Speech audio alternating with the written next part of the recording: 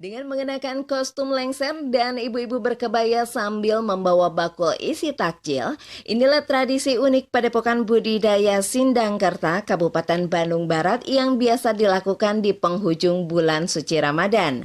Menjelang waktu berbuka puasa, ibu-ibu berkebaya ini berjalan kaki menyisir rumah warga untuk membagikan takjil. Usai membagikan takjil ke rumah warga, ibu-ibu berkebaya ini kemudian bergabung dengan komunitas lainnya di Jalan Raya Sindangkerta untuk kemudian membagikan takjil kepada sejumlah pengendara yang melintas. Selain membagikan takjil, Padepokan Budidaya juga membagikan 100 alat pelindung diri atau APD berupa masker kain.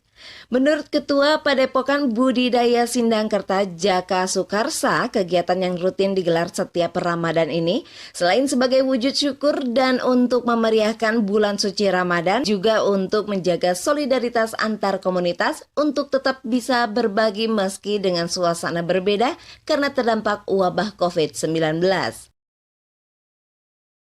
Sebetulnya ini kegiatan rutinitas setiap tahun yang kita laksanakan di Paguron Budidaya.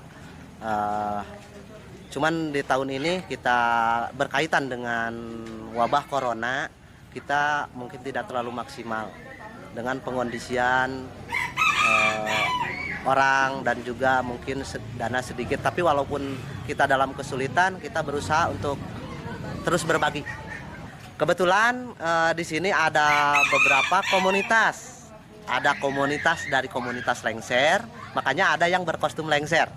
Ada dari komunitas anak silat, terus dari anak Manggala Garuda Putih Kecamatan Sindangkerta. Sasaran yang dibagi para pengendara yang lewat dan juga masyarakat umum yang ada di lingkungan. Terus juga masker buat pengendara yang tidak memakai masker. Dengan tradisi bagi takjil budidaya ini tentunya menjadi ajang silaturahmi dan mempererat jiwa kebersamaan. Dari Kabupaten Bandung Barat, Jawa Barat, Tim Liputan Ismart Media mengabarkan.